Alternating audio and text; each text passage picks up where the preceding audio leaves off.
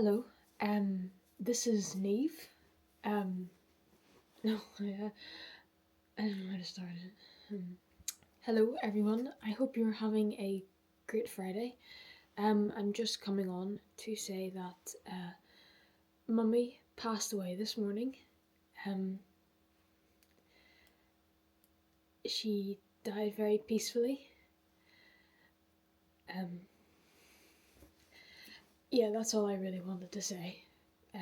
Thank you very much for everyone who has contacted her in the past week or so. Sorry, she hasn't been getting back to you. She just hasn't been able to. Thank you very much for your kind messages.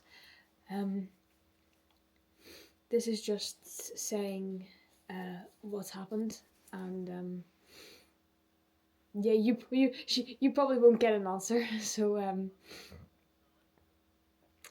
yeah, I just wanted to say that. I also just wanted to say a few more things. Mummy was the best mummy anyone I could have ever asked for. She, yeah, that's what I just wanted to say. And she'll always be with us. I don't really know what you say in these sorts of situations. Um, but one thing I did want to say was her wee phrase, be kind to yourself. I think that's something that Mummy would want us all to remember as we go through in our lives, to be kind to ourselves. Because I know that wasn't, she was quite harsh on herself at times, and she had, like, lots of, she felt guilty about a lot of things that she did, and she really changed that in the last year and a half of her life, and she became really at peace with her life and her past. And like, I saw a completely different woman than the woman of years past. um so that's probably what I would say. I think this is what you do, but it's to probably be kind to yourselves and don't beat yourself up for shit that you did, that, like, if you forgot something and you're like, oh, I'm so cross. And live in the moment. She was very big on living in the moment, like living, not worrying about the traffic and things like that, because life is so short. And Mummy was only like, what, 50, 53, 54. um she died very peacefully. Well, I actually thought she was never gonna go. She was very strong. But and she fought really hard. Like, the last couple months was just a lot, and she's now in a better place, and she's now at peace, and she doesn't have to suffer anymore, which is nice. So yes, thank you very much, everyone. And thank you all for being a part of her life. You all really, really made her life special. Everyone from Jimco, everyone from her work, people she met on walks, random people she met when she went anywhere.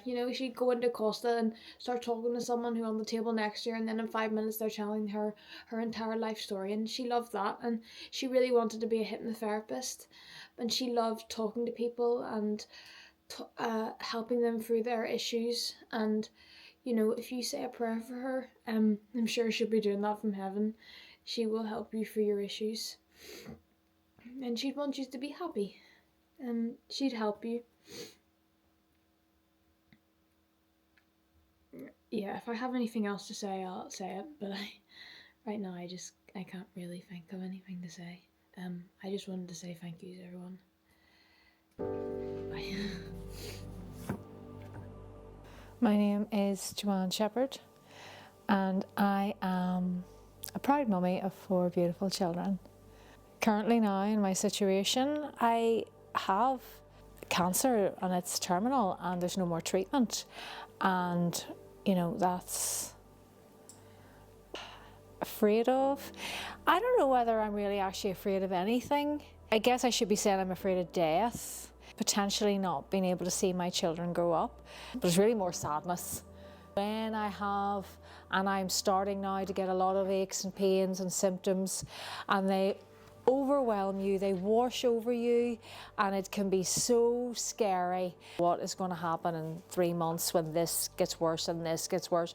Where will I be? What will, and I panic and I think, oh no. And you feel alone because, you know, it's your body and you're the one going through it and nobody can help you. So you've got pieces of you just that are taken away, your job, your pastimes, your ability to do things. You know, I can't just go out for a run now. I definitely can't. Walking's a struggle actually now at the moment. My perspective is different now, whereas in the past I might have been attached to that. I can accept that I did that. I was able to do it. I had a blast doing it, but I don't sort of berate myself and get low by thinking, I can't do that anymore now. I guess I'm just a fighter. I just think you've got to waken up, open your eyes and go, I woke up this morning, my eyes are opened.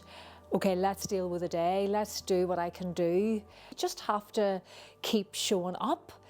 You know, it's so easy just to lie down on the sofa and just die and take pills and just go, I can't do this, I can't. It's just my mindset. I'm just a fighter and I fight because I have kids and because I want to keep my body as active as I can within the remit of what I'm going through at the minute with the fluid gathering everywhere and aches and pains. You've got to embrace every single second you have on this planet. Every moment I have with my kids, which is really my life now, is so important and has so much more meaning to it. You know, you say things that you want to say, you hug and embrace, you touch them and hold them that wee bit longer because you know that could be taken away from you sooner rather than later. Whenever things get cloudy, and they do, they really do, and I get sad and I get sometimes, you know, I get overwhelmed with it all, and then the fighter comes up and goes, okay, let's go, what can we do? Can we clean that floor? Can we go out for a walk? Can we do something? All I have is now. There's always hope, I say.